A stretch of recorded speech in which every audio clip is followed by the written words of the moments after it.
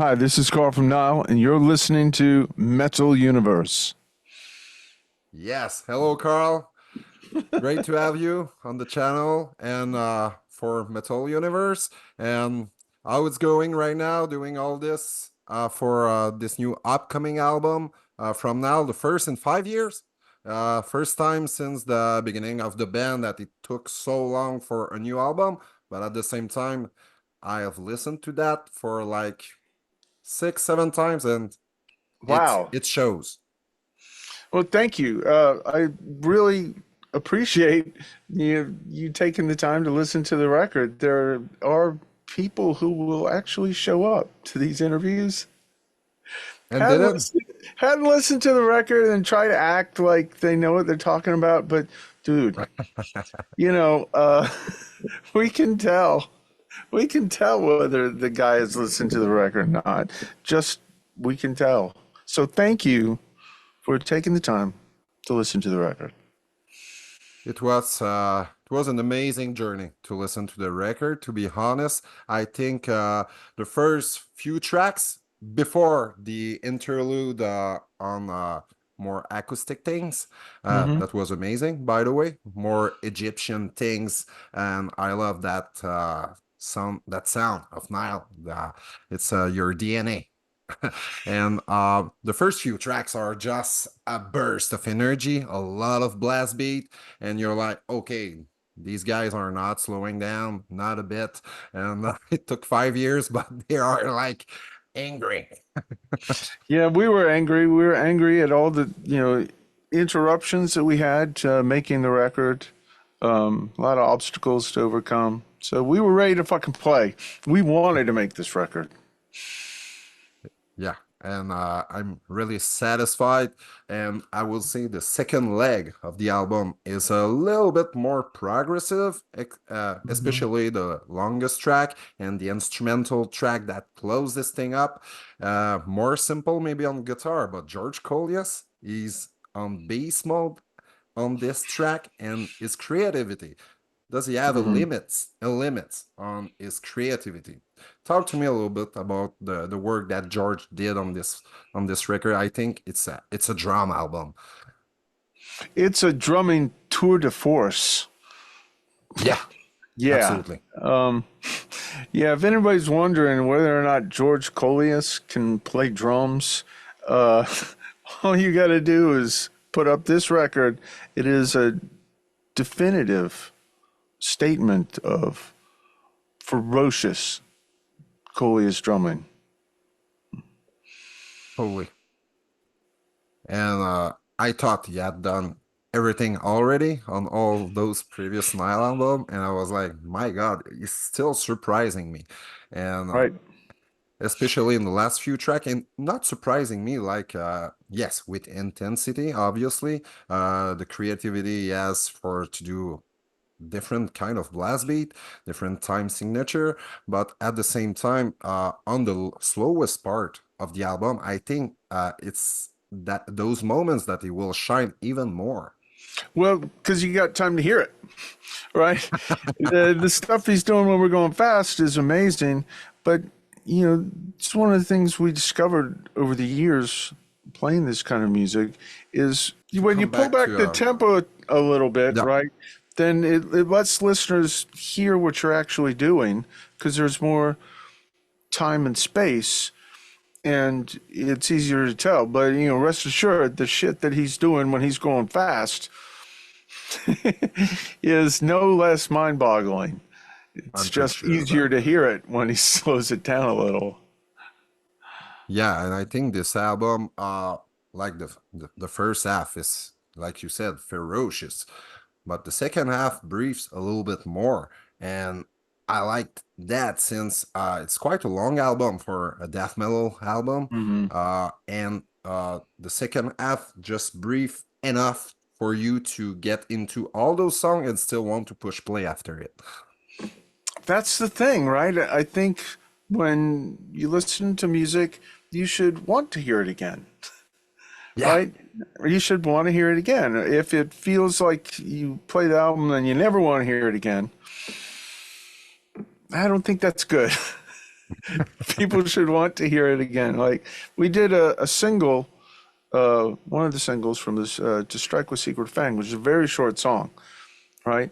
Two And minutes. that's Yeah. one of 2 minutes, right? But when that Not two even. minutes ends, right? It's just under, right?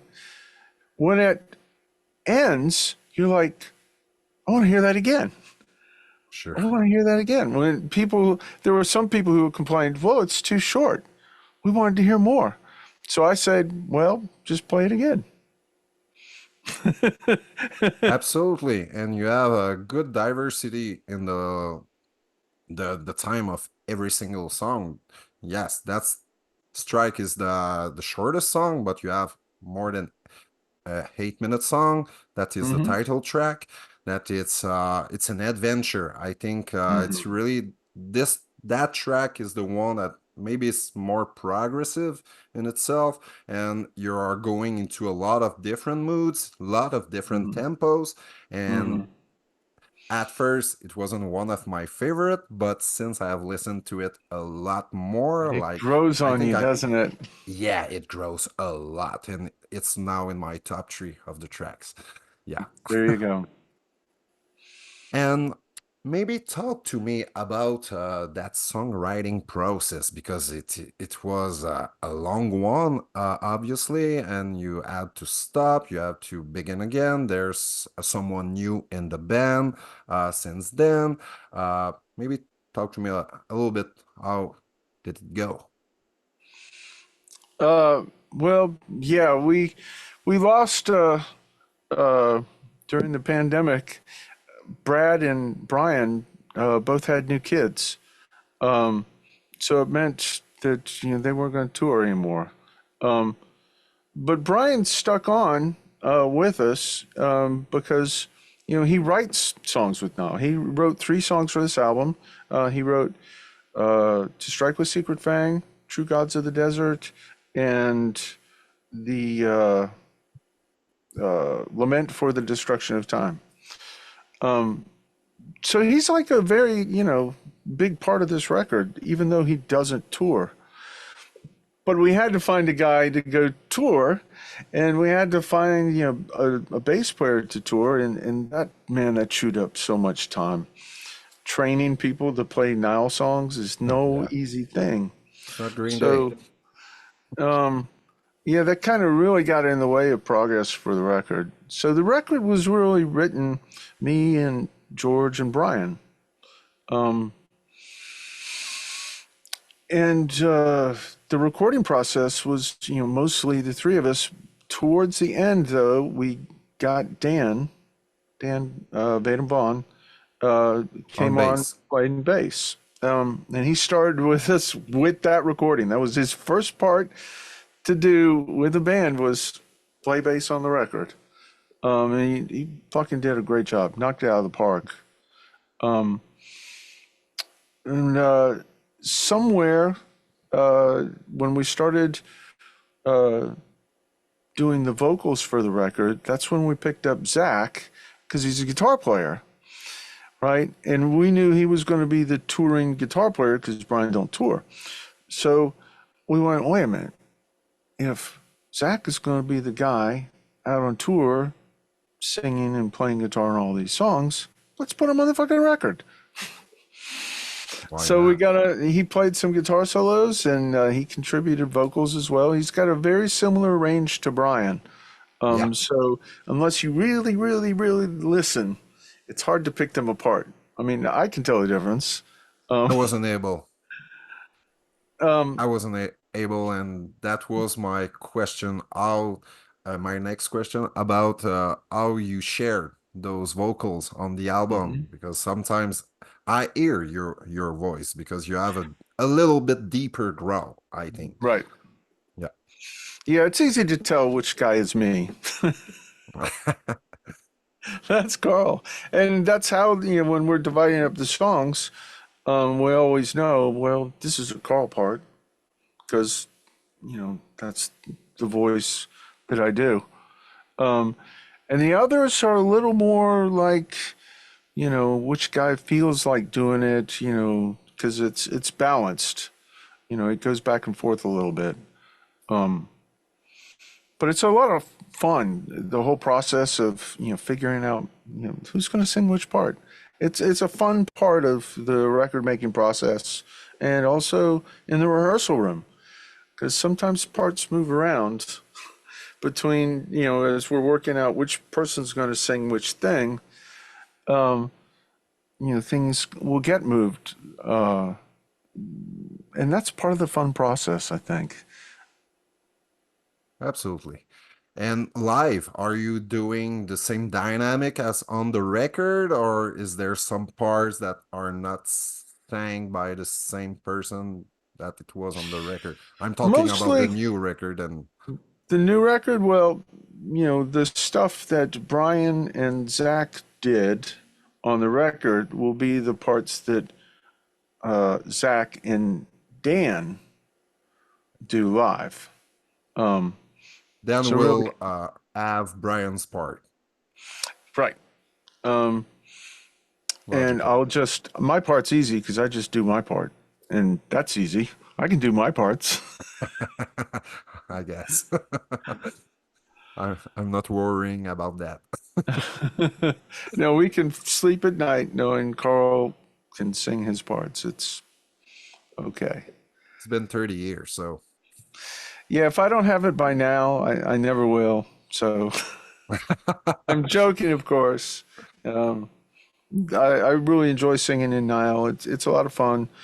But I also like sharing with the guys too, because that makes it like a team thing. And it's a fun thing that we do together. And to me, I like that part. I really like that part when different people are getting in the mix, and it just seems like a team spirit kind of thing. I have to agree on that. And I think in a live situation is way better to add dynamics, and it's easier for every single performer to do his best when the light is shining on him. When you got a spotlight, you're rested. Yes, you can catch your breath and be ready to do your part, but when one guy has to do it all, man, that's in a death metal context. That's a lot of work. It's a lot of Yes, work. especially you're not just staying on chords. You're like playing all the fucking way on the fretboard. So it's kind of, Hmm. I don't imagine how it is difficult to pull that off, especially during the summer, during festival when Hmm. there's a lot of heat. Must be a big challenge. It is. I think the toughest challenge, though, metal is often played in venues that are not perfect, beautiful venues. It's often played in shitty little Small. venues that where there's no oxygen, there's no air to breathe. And when you stick 400 people in a place that should only have, you know, 100 people, it gets really hot really fast and there's no air to breathe. So you really feel the conditioning, playing metal and doing vocals in those kind of places. Kind of like when MMA fighters fight in Mexico City because it's 5 miles up Yes. and there's not as much air. And it really is tough. That's why they do the, high altitude training. Yeah. Um, it's a thing. It's real. It's less oxygen. So Yep. it's way more difficult to perform. But when you're in a place that it's the normal uh like amount of oxygen, you're like, yeah, I'm breathing and Yeah, I yeah. And can then it's perform on. now. If you can breathe, you can fight. If you can breathe, you can play death metal. But if you can't breathe, you're not gonna last too long. Yeah, definitely. What will you say are your favorite track on this new album? Maybe tell about three of Uh, your favorite. It's hard to I say like right now. all of them. Yeah, I like all of them. Stille Vultures. Wow, what a song. Chapter. Another great song. They're all Unrelentless. fucking good songs. Like Nakata 2, Enter the Golden Age. How do you not love that song? Or Overlords of the Black Earth. Or True Gods of the Desert. Or The Underworld Awaits Us All. All those songs are good. They're all good. I love them all. Totally, I agree. There's no like B-sides or a filler. There's nothing. It's just, and I wasn't worried that much, but when I saw the time length on the album, I was like, okay, can they keep me entertained for that amount of time? You did it in the past. So I wasn't worried, but I was like, okay, man, this record is I think it's at the top of your game. Totally. You can almost compare that to the classics. Hmm. Those who gone detest and in their darkest shrine and Well, give this one a little time. We've had 20 years to listen to Annihilation of the Wicked, right? yeah, We've had that 20 one too. years to listen to that record. So we know those songs and we love them and we're familiar with them. This one's brand new. Give it a chance. Those are great songs. And I believe that when you said you're at the top of your game, we can feel we're at the top of our game. We know it. We know it in our bones. So as when I hear people like saying dumb things like, "Oh, can Nile still play death metal?" Fuck yeah, motherfucker. We know we can. When the proof is on the record, come see us live. There's metal going I think on. it's a statement album. Mm-hmm. Like back in the days when Judas Priest released Painkiller, it was like a Mm-hmm. statement, a print. Hey, we can Mm-hmm. rock. Right, and that's still a great album. I was listening to Oh my Judas God. Priest last night while I was doing the dishes. Right, and Painkiller was on. I was going, these You did motherfuckers are on the top for a good reason because this is great metal. It stood the test of time. totally still banging the album like Hmm. every month at least one time. And all the songs are killer. Even Hmm. Living Bad Dreams, the the bonus track. Yep. Yep. Yeah. Yes. Excellent.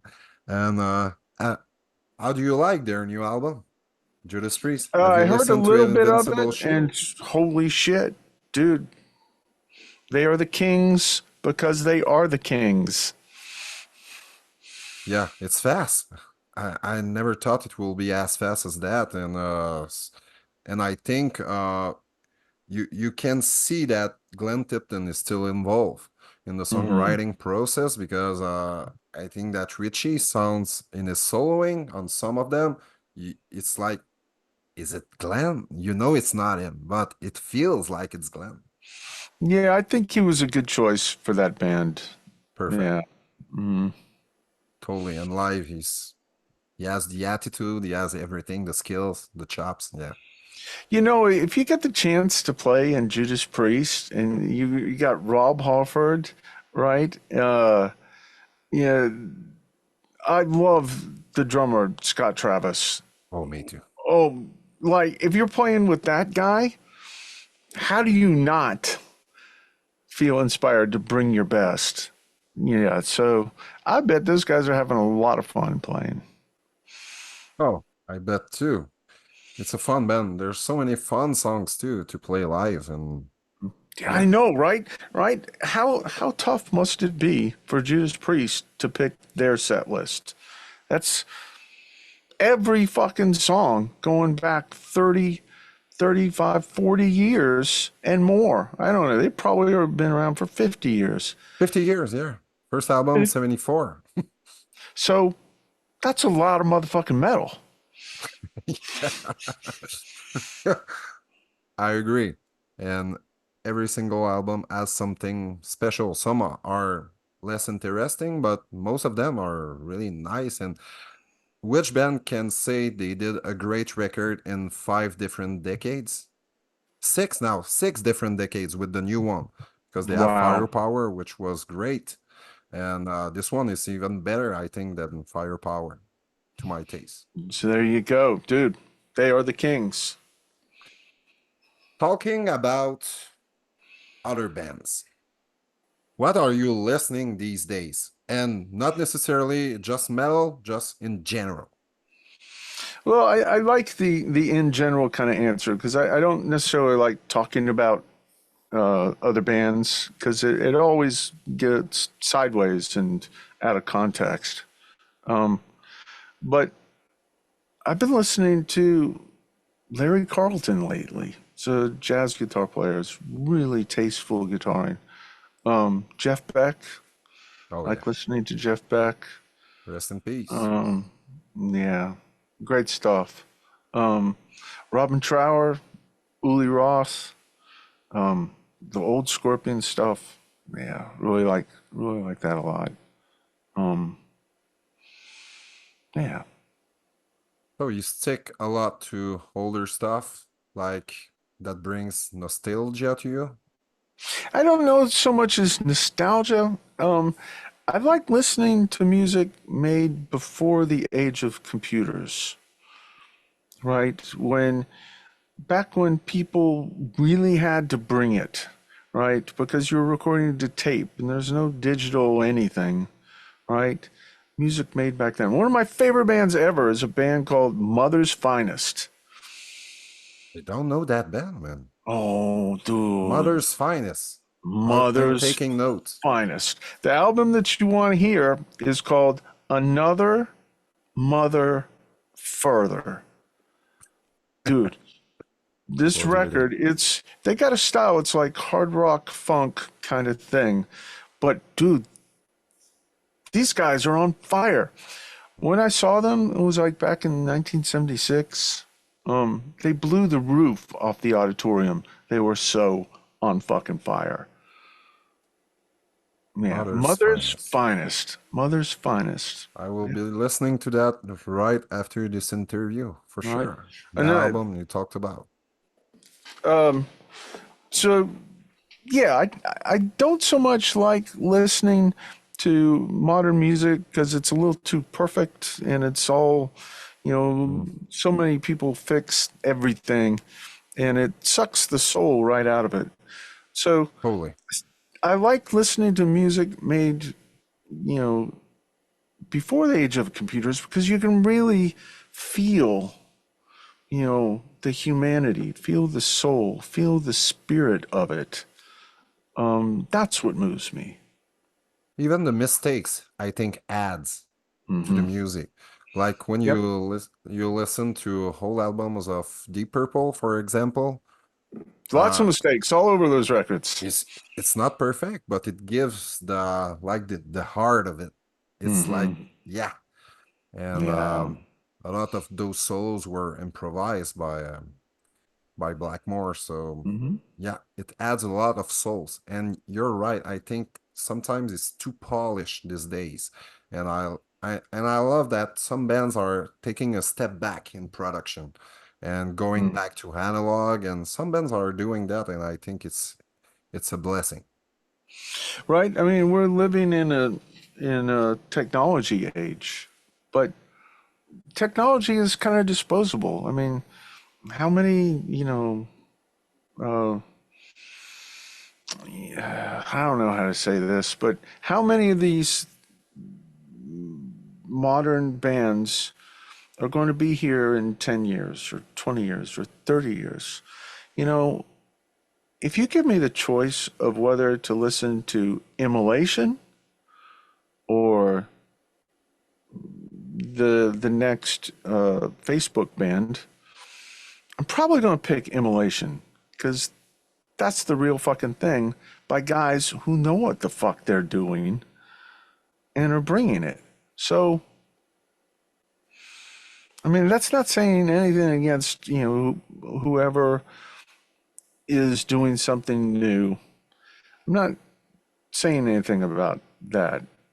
I'm saying, though, and you hear a band like Immolation, right? Or Crisian, this is real. I mean, it's real. It's the real fucking thing played by guys who know what the fuck they're doing and have something special that they're bringing to the audience. That's the shit I like hearing. Okay, so that brings me another question. What will be your favorite dream bill for a tour with Nile, with active bands?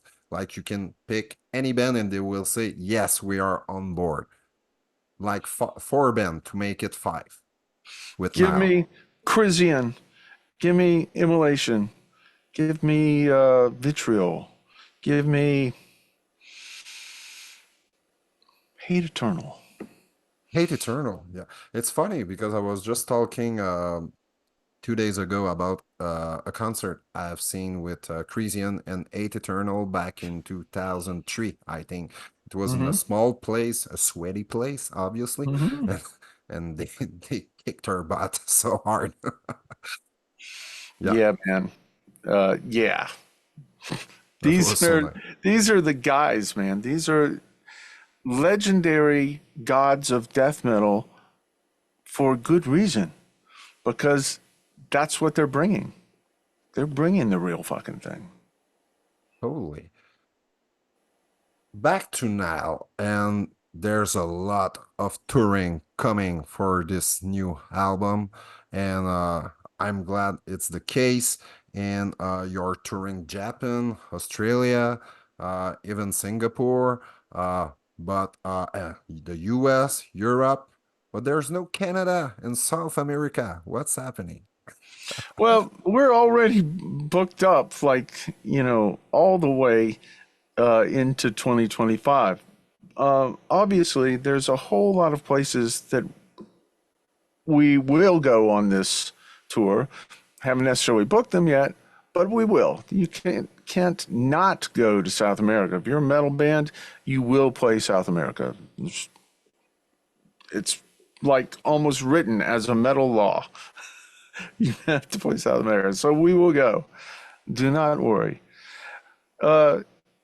Canada, we haven't been for quite a few years. I know. So, interestingly enough, our new booking agent is based in Canada. So, on this new record, I'm pretty sure we're coming to Canada at some point. We've been talking with Cryptopsy about possibly doing a tour together, which will, of course, have to go to Canada. It Yeah. has to. We haven't been there in a long time, so it's time to go. So, I'm pretty sure, yeah, we're going to come to Canada. I hope so, because I need to see Nile with this new lineup and obviously to see you live. And I was supposed to see you live last year at 70,000 tons of metal, Yeah. but something happened. Yeah, half the band had COVID. Yeah, So they couldn't go. So I'm sorry. I'm no, sorry. COVID is actually real. It is like you, COVID deniers can shut the fuck up. It's real. It does exist. We can verify this. yeah, totally. I don't owe anything on you, obviously. And is that possible that you will be booked again for the next edition of Nile? Is that a possibility? I know you can't announce anything if they didn't yet, but is it is there a discussion to go back? Yeah, we already had this discussion with Andy. Next opportunity that we have to go on 70K, we're there. Of course, we love playing 70K. Who doesn't love Yeah, playing 70K? So, yeah, we'll be there. We're not going to be there this January because we got this tour with 6 Foot Under, yeah. but maybe we'll get there next year. Okay, I'm hopeful then. Me too. Yeah, I saw the dates and I was like, it will not happen in 2025. But Yeah. Yeah, we were yeah, sorry. But that was one of the things we said when they gave us these tour dates and said, "What do you think?" And first thing we said was, "How are we going to play 70K if we're in Idaho?" Right? If I got a choice between Idaho or, being at 70K, the boat. See, it's an easy choice. it's an easy choice. Not that I don't love going to Idaho. I do, but it's not the same thing.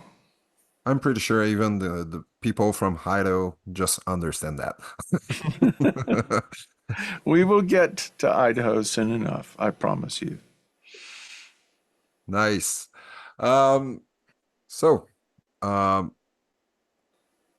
are you? playing a lot of new songs uh on the next tour, Playing or just the three. two singles? Oh, three. Okay. Three. We'll be playing three. Probably by the time we do the US, we'll add a couple more in. We got plans to play 5 tracks from the new album throughout the cycle. We already picked our favorites and we know which ones they're going to be. Oh yeah, you already know. Yeah, I Yeah. already know. Yeah, because I had to make the rehearsal files for everybody. But you told me your favorite track, so I have a good idea. Well, it's not just me. I'm not the only one who gets a say. Yeah. Yeah, everybody wants to pick their favorite, so we try to compromise and work it out.